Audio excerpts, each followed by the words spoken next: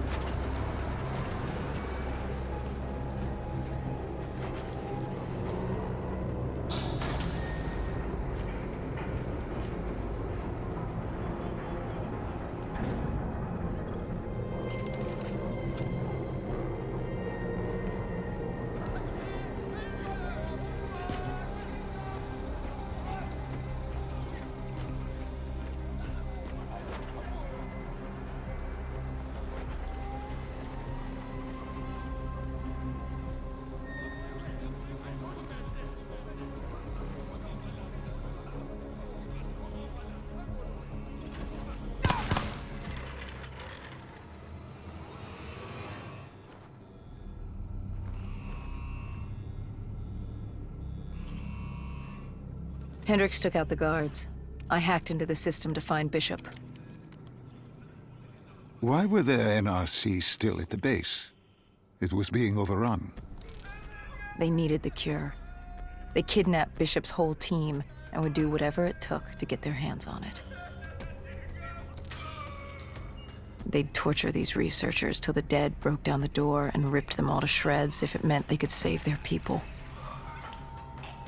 It wasn't personal. It was self-preservation. With the secret out about Bishop's discovery, he'd become the most wanted man in the world. The NRC were just the first to grab him. It was every country for itself. Why do you think we were there? The Winslow Accord wanted the same thing the NRC did. You can't rationalize anything when you're put up against the wall. Nothing about this was rational. It was instinctual, animalistic, survival.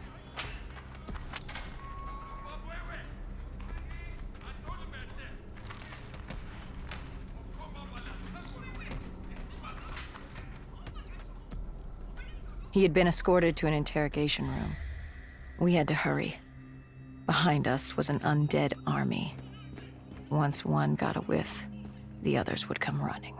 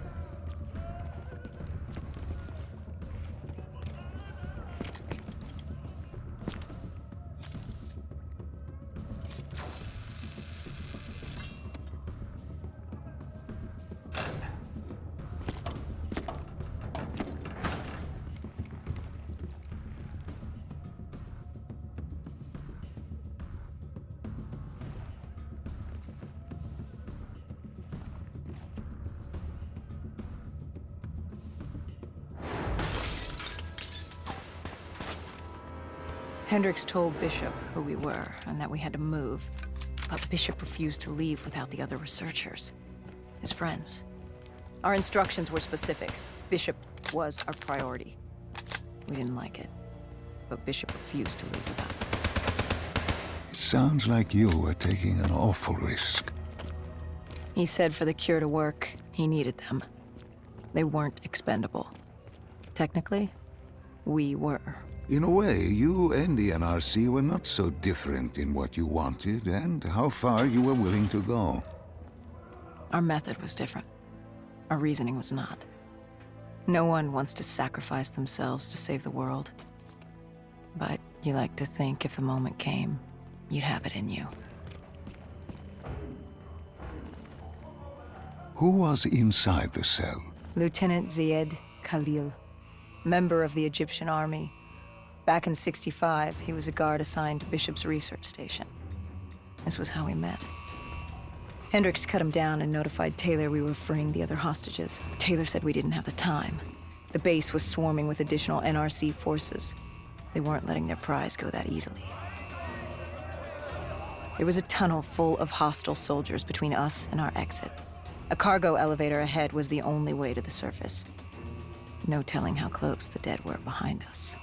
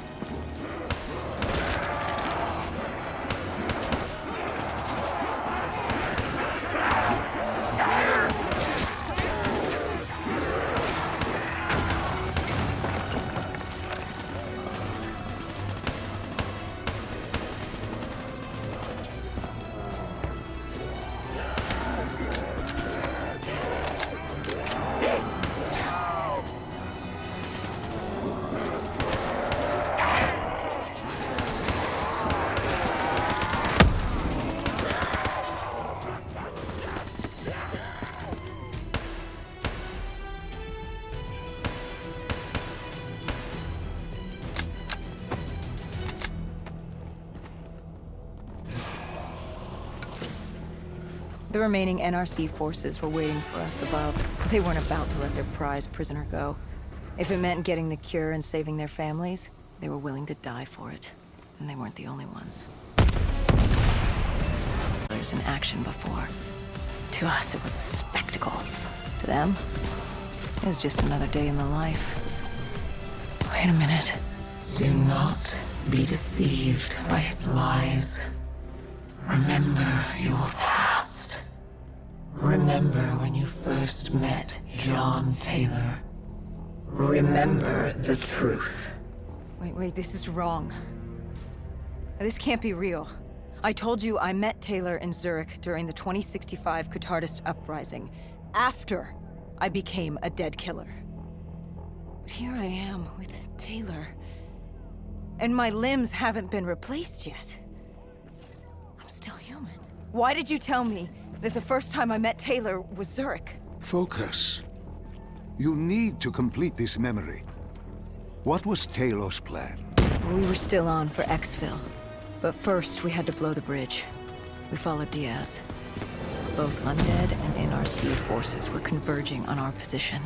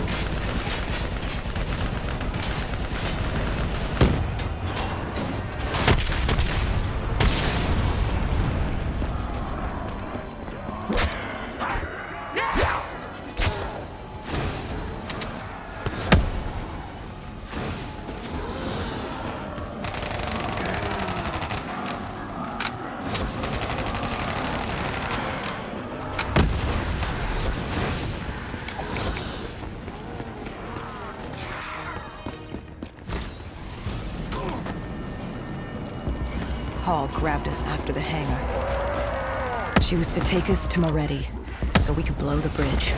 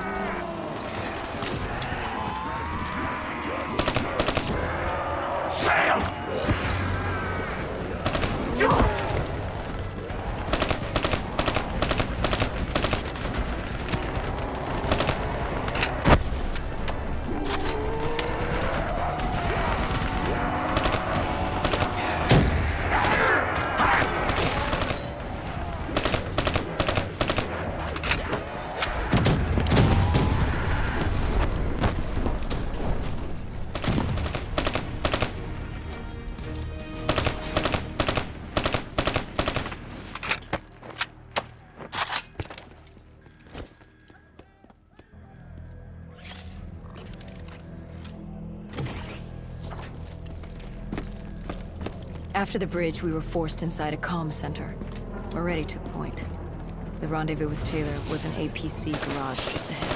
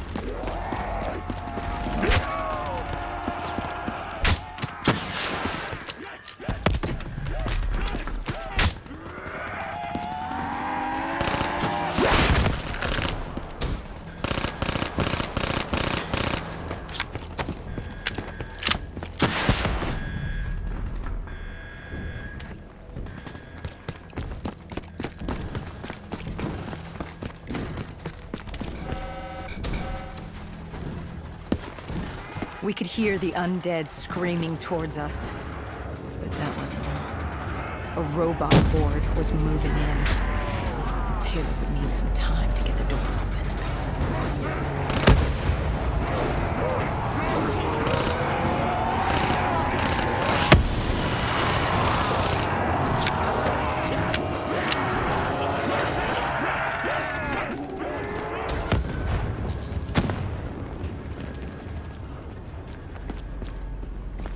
You were forced into the garage.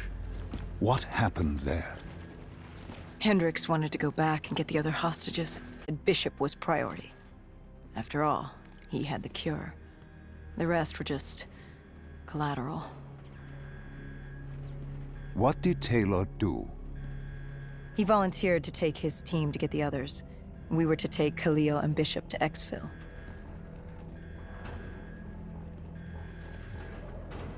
We got on the APC.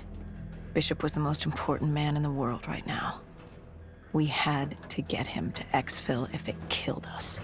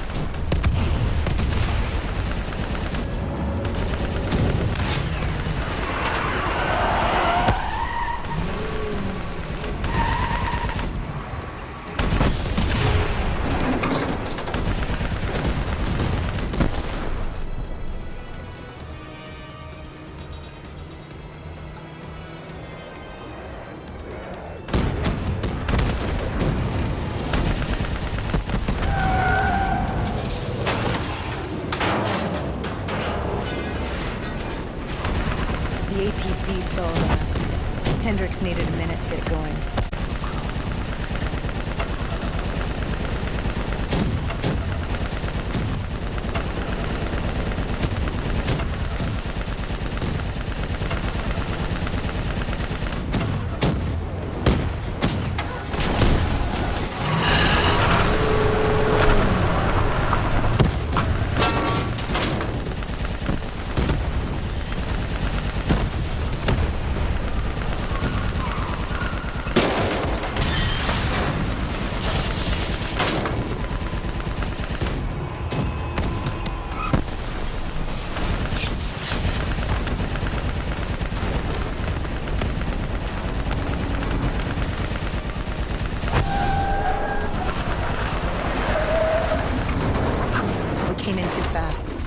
The APC spun out and crashed. Hendricks moved Bishop into position. The drone evac was inbound. Once secured in the drop pod, it would return to collect. We just needed to hold back the Horde.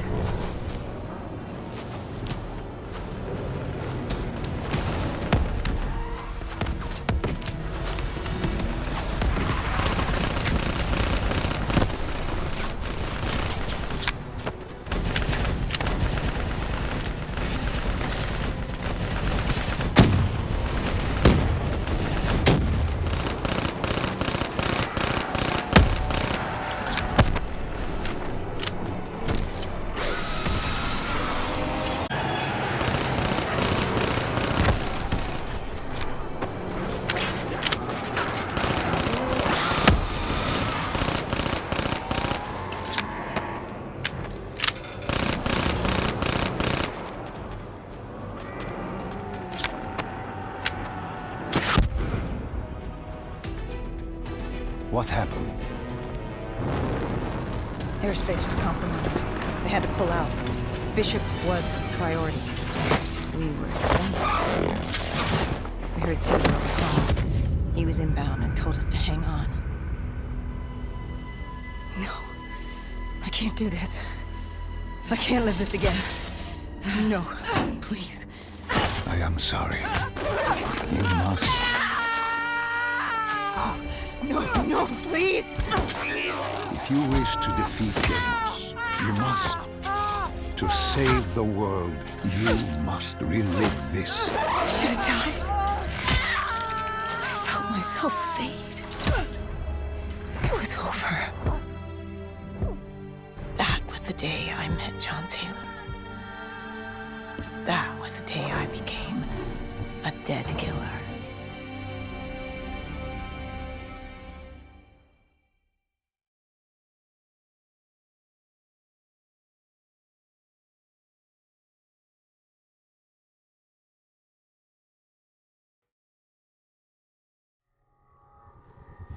That was the day you met Bishop, the man who found the cure, before he died at the Cairo aquifers. Moretti told you to find him. On Moretti's instruction, we sought him out. We told him what we knew, which at the time was just a name, Deimos. He didn't know much, just that Deimos was responsible for the outbreak. So we returned to Singapore. Little did we know, Gojulan had taken the city, and somehow gotten the undead to obey her. If we were gonna get to the safe house, we'd have to go through them.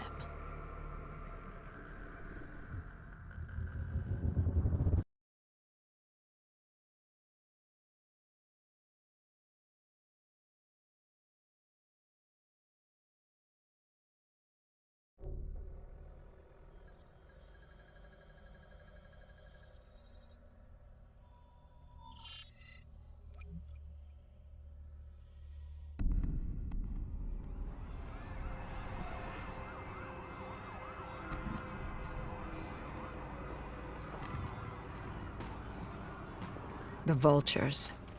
Sadistic scavengers, ravaged by atrocity and time, driven by fear and insanity. We saw their victims strung up on display the moment we arrived. When forced against the wall, the impurities of man can be revealed. It was more than that. This was survivalism.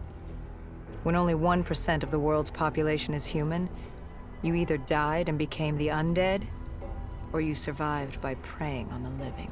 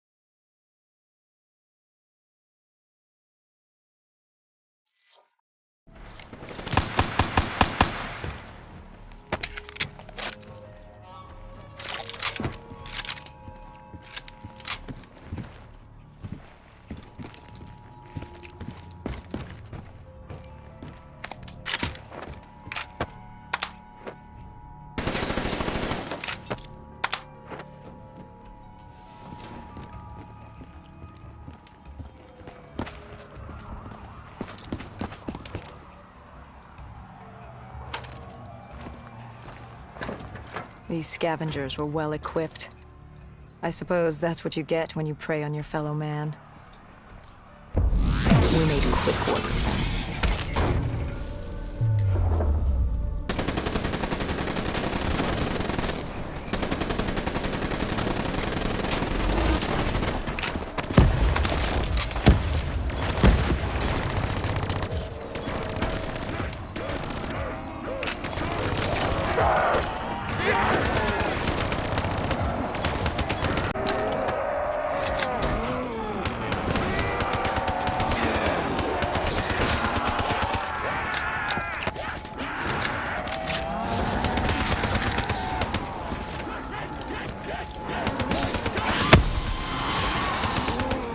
Hendricks took point down the alley. From the sounds of it, the dead knew we were coming. Clearly, Singapore was happy to have us back in town.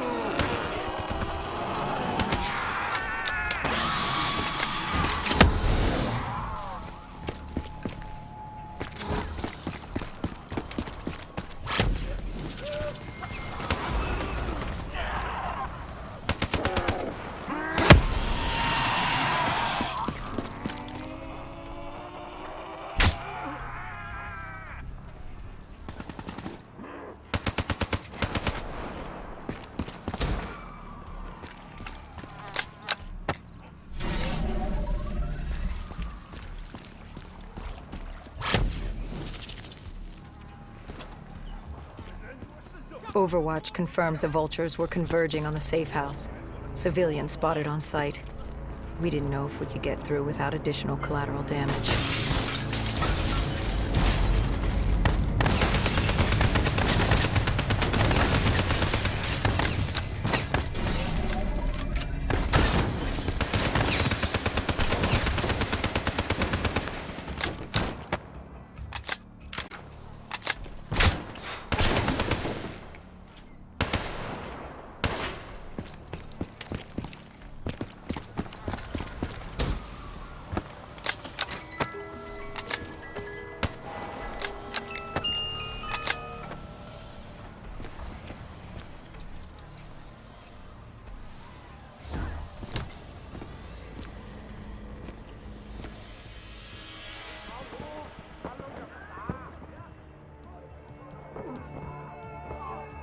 It's curious, the vulture's behavior. Willing to kill the living and the dead alike without prejudice. Survival of the fittest at its most primal. They act with reckless abandon without thinking of the consequences. They had to know, the more they killed other humans, the slimmer their chances became. Don't think of them as humans. They're animals. Abandoned by any form of governing body, they dictated their own society. They were tribal, nomadic. In their eyes, man was as much a threat as the undead.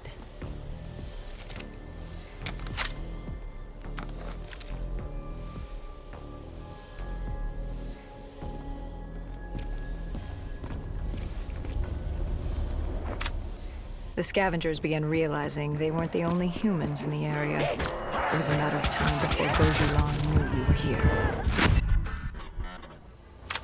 The scavengers began realizing they weren't the only humans in the area. It was a matter of time before Gojulan knew we were here. The safe house was beyond the gardens, but the gardens belonged to the dead. They smelled us lurking above. Sam!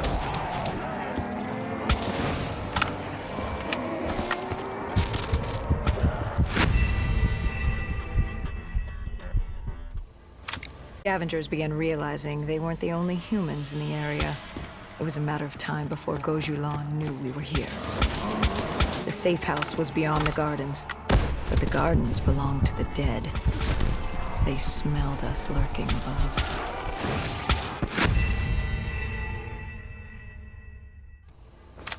The scavengers began realizing they weren't the only humans in the area. It was a matter of time before Gojulan knew we were here. The safe house was beyond the gardens, but the gardens belonged to the dead. They smelled us lurking above.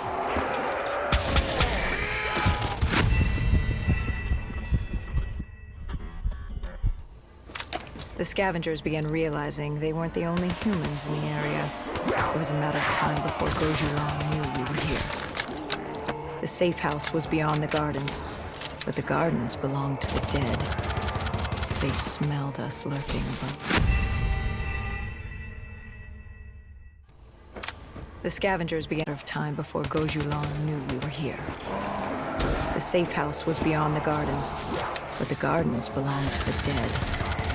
They smelled us lurking above.